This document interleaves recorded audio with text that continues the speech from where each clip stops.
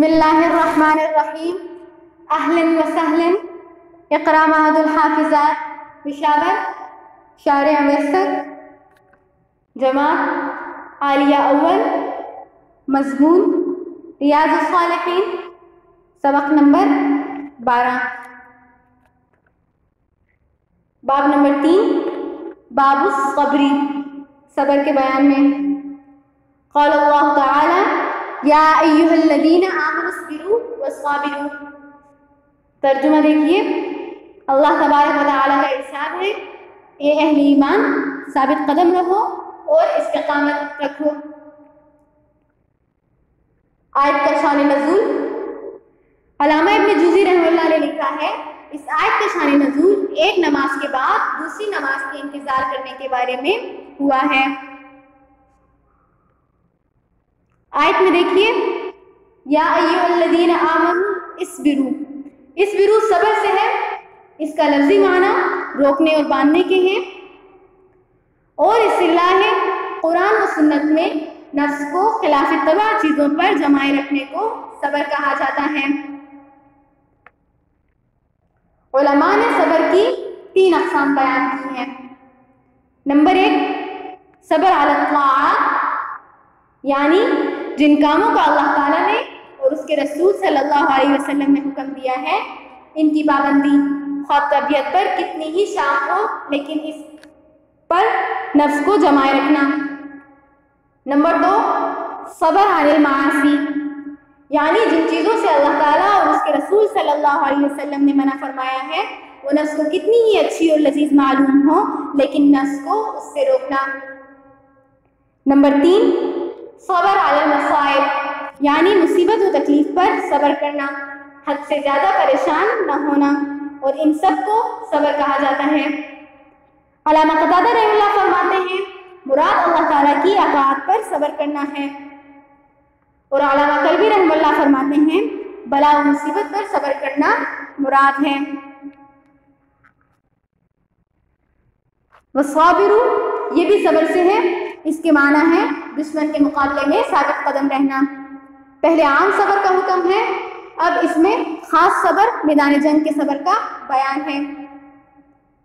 आगे देखिए, वक़ाल अल्लाहु तआला वलनब्लुवन्नकुम बिशैइन मिनल खौफि वल-जू'i व नक़्सिन मिनल अम्वालि वल अनफुसि वस्समरात वबश्शिरिस साबिरीन।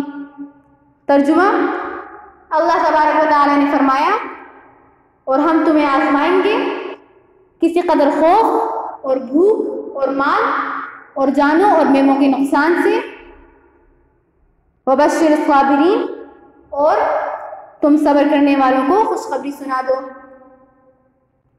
मतलब आयत करीमा का ये है कि हम उम्मत मुहम्मदिया का इम्तिहान लेंगे, फिर देखेंगे कि इस बला पर ये भी सब्र भी करते हैं या नहीं।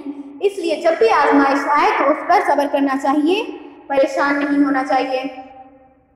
आयत में देखिए, बिशैइन, बिशैइन में तनवीन तनकीर के लिए है कि मसाइब दुनिया में बहुत हैं, मगर हम इन पर मामूली सी भेजेंगे, इस पर परेशान नहीं होना चाहिए। फिर परेशानी के बाद अल्लाह की तरफ से दर्जात बुलंद होते हैं। मिनल खौफी, हज़रत अब्दुल्लाह इब्न अब्बास रज़ियल्लाहु तआला अन्हुमा की बकौल इससे दुश्मन का खौफ मुराद है, और एक कौल ये है कि इससे अल्लाह जल्ल शानहू से खौफ खाने वाले मुराद हैं। अल-जू'i, इसमें भी 2 कौल हैं।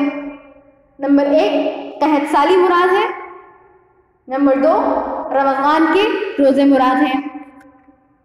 व नक़्सिन मिनल अम्वाली, अल्लाह की तरफ से इम्तिहान होता है, माल में कमी आ जाती है। बक़ौल इमाम शाफ़ी के ज़कात और सदक़ात मुराद हैं। वल अनफुसी, मुराद अमराज है। वस्समरात, औलाद का मर जाना, क्योंकि ये भी आदमी के दिल का हल है। ये जो कुछ सदक़ात वगैरह में सबका है, यानी उशर आता है, वो मुराद है।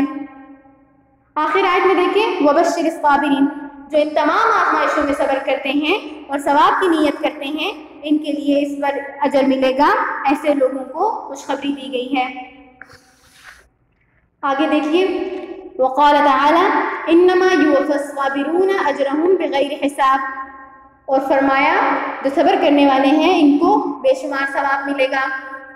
बग़ैर हिसाब का मतलब ये है कि सब्र करने वालों का अजर व सवाब किसी मुकर्रर अंदाजे और पैमाने से नहीं बल्कि बेअंदाज़ा व बेहिसाब दिया जाएगा।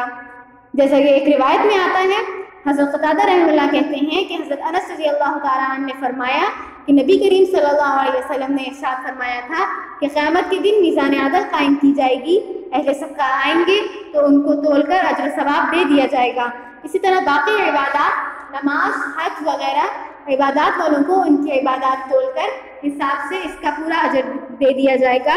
फिर जब बला और मुसीबत में सब्र करने वाले आएंगे तो उनके लिए कोई वजन नहीं होगा, बगैर हिसाब व अंदाज़ा के इनकी तरफ अजर सवाब बढ़ा दिया जाएगा, क्योंकि अल्लाह ताला ने फरमाया है इन्नमा युवफ़्फ़ास-साबिरून अजरहुम बिग़ैरि हिसाब। यहाँ तक कि वो लोग जिनकी दुनिया में आफियत में ज़िंदगी गुजरी है वो तमन्ना करने लगेंगे कि काश दुनिया में इनके बदन कैंचियों के ज़रिए काटे गए होते तो हमें भी सब्र का ऐसा ही सिला मिलता। इमाम मालिक रहमतुल्लाह ने फरमाया अस्साबिरून से मुराद वो लोग हैं जो दुनिया की मसाइब और रंजो गम पर सब्र करते हैं।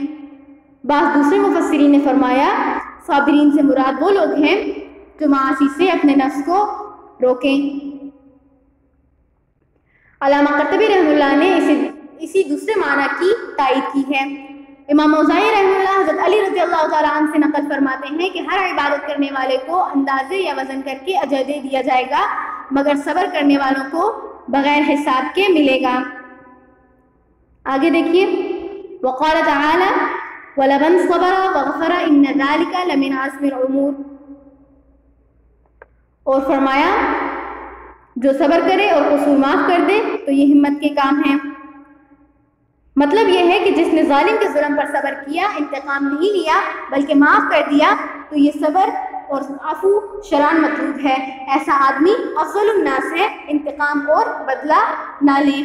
बाज़ मुफस्सिरीन रहमतुल्लाह ने यह कायदा बयान किया है कि बदला लेना कहाँ अफजल है और सब्र और आफू कहाँ अफजल है। लिहाजा जहाँ पर ख़तरा हो कि जालिम को माफ़ करने से आदमी में जुर्रत बढ़ जाएगी और फिर वो मज़ीद लोगों को सताएगा, तो इस सूरत में इंतकाम लेना अफजल होगा। और अगर जुल्म करने वाला अपने फ़ेल पर नादिम हो और मज़ीद इसके जुल्म के बढ़ने का ख़तरा ना हो, तो इस सूरत में आयत वाला हुक्म होगा कि माफ़ कर दे, बदला ना लेना अफजल होगा। अल्लामा इब्न कसीर रहमतुल्लाह ने यहाँ पर हज़रत अबू बकर सिद्दीक़ रज़ियल्लाहु ताला अन्हु का वाक़या नक़ल किया है कि एक मरतबा नबी करीम सल्लल्लाहु अलैहि वसल्लम के सामने अबू बकर रज़ियल्लाहु ताला अन्हु को एक आदमी बुरा भला और गालियाँ दे रहा था। अबू बकर रज़ियल्लाहु ताला अन्हु खामोशी से इसकी बातों को सुनते रहे, मगर जब वो हद से तजावुज़ करने लगा तो हज़रत अबू बकर रज़ियल्लाहु ताला अन्हु ने भी इसको कुछ कहा। ये सुनना था कि नबी करीम सल्लल्लाहु अलैहि वसल्लम वहाँ से तशरीफ़ ले गए। हज़रत अबू बकर रज़ियल्लाहु ताला अन्हु ने आप सल्लल्लाहु अलैहि वसल्लम से पूछा कि आप कहाँ तशरीफ़ ले गए? फरमाया कि जब तक तुम खामोश थे फरिश्ता जवाब दे रहा था, और जब तुमने जवाब दिया तो वो फरिश्ता चला गया। ए अबू बकर, किसी पर कोई जुल्म करे वो उसको माफ़ कर दे तो अल्लाह जल्ला शानहू इसकी इज़्ज़त भी बढ़ाते हैं और इसकी मदद भी फरमाते हैं। आगे देखिए, वक़ाल तआला इस्ताईनु बिस्सब्री वस्सलाह इन्नल्लाहा मअस-साबिरीन। अल्लाह तबारक व तआला ने फरमाया सब्र और नमाज से मदद लिया करो, बेशक अल्लाह ताला सब्र करने वालों के साथ है।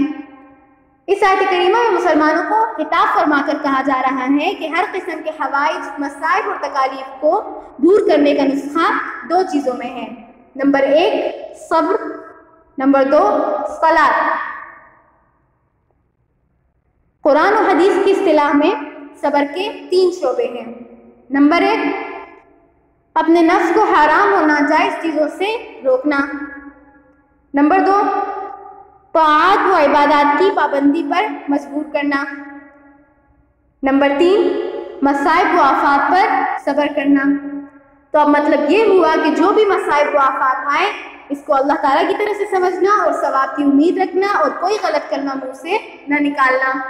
एक रिवायत में आता है कि क़यामत में आवाज़ दी जाएगी कि साबिरीन कहाँ हैं, तो ये तीनों किस्म के सब्र करने वाले खड़े हो जाएंगे और इनको जन्नत में बगैर हिसाब किताब के दाखिल कर दिया जाएगा।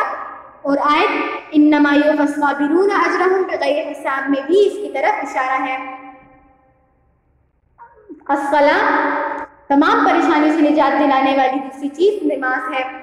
इसी वजह से आप सल्लल्लाहु अलैहि वसल्लम के बारे में भी आता है इज़ा हज़बहु अम्रुन फ़ज़िअ इलस्सलाह, यानी रसूलुल्लाह सल्लल्लाहु अलैहि वसल्लम को जब कोई ज़रूरत पेश आती तो नमाज की तरफ फ़ौरन रुजू फरमाते।